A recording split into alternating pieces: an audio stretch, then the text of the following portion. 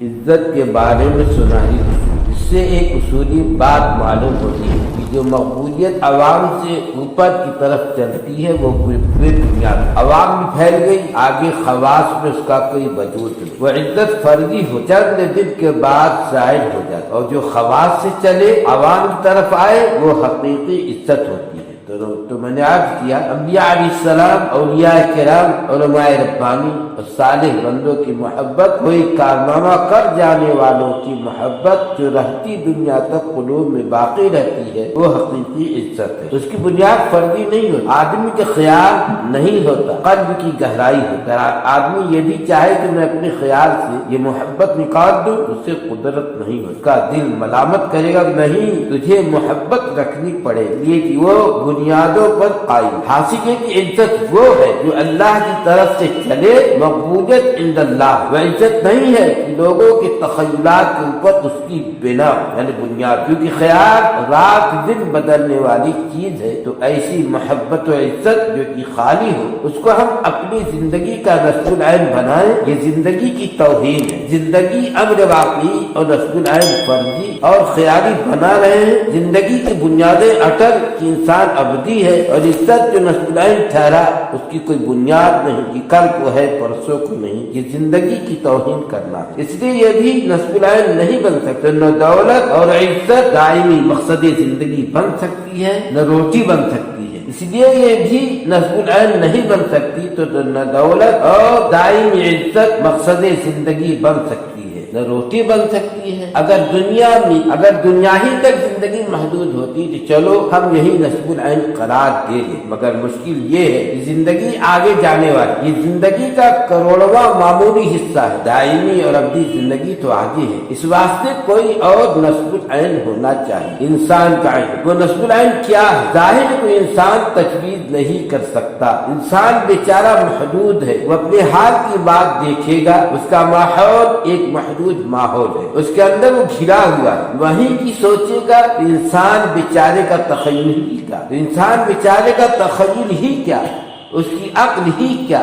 وہ ایک محدود نصب العین سوچ لے، اپنے تخیل کے دائرے میں سوچے گا، وہ محدود چیز ہوگی، کارآمد نہیں ہوگی۔ اس لیے انسانی زندگی کا نصب العین وہ بتا سکتا ہے جو خود بھی لامحدود ہو، اس کا علم بھی ازلی ابدی ہو، ازل سے ہے اور ابد تک جانے والا، جو خود انسان کا خالق ہے، اس کی زندگی کے اتار چڑھاؤ کو جانتا ہے، اس کے داؤ پیش سے واقف ہے۔ فرمایا گیا الا یعلم من خلق وهو اللطیف الخبیر، جس نے پیدا کیا کیا وہ یہ نہیں جانے گا مخلوق کو؟ وہی ہے اصل میں جاننے والا۔ ہم تو اپنے سے اتنے واقف نہیں ہیں جتنا ہمارا خالق ہم سے واقف ہے۔ ہمیں آج پتہ ہی نہیں کہ ہمارے پیٹ میں کیا ہو رہا ہے، یعنی پیٹ ہمارا، نفس ہمارا، خود ہمیں ہی پتہ نہیں کہ اندر کیا ہو رہا ہے۔ حالانکہ عظیم الشان مشین ہے جو چل رہی ہے، غذا پہنچ رہی ہے، معدہ اپنا کام کر رہا ہے،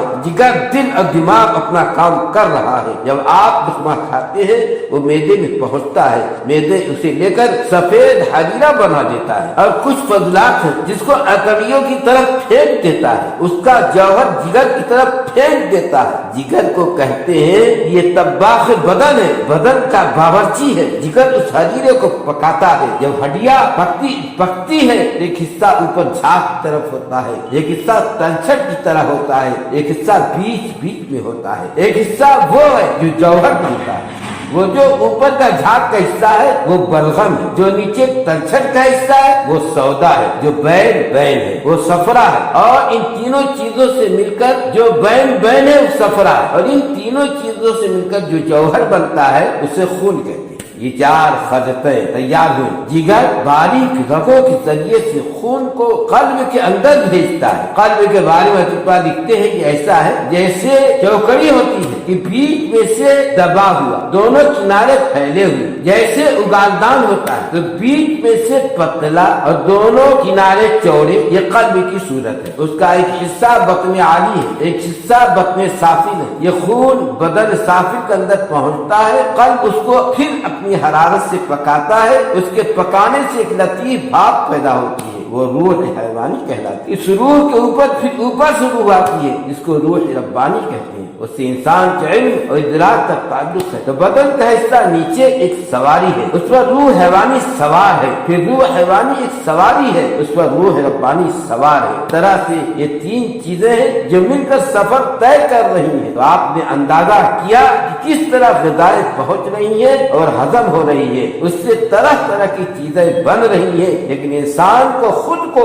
اس وقت پتا نہیں کہ معدہ کیا کر رہا ہے، جگر کیا کر رہا ہے اور قلب کیا کر رہا ہے۔ جب ہمارے اندر سب کچھ ہو رہا ہے اور ہمیں کچھ پتا نہیں تو اس کا محدود علم ہے۔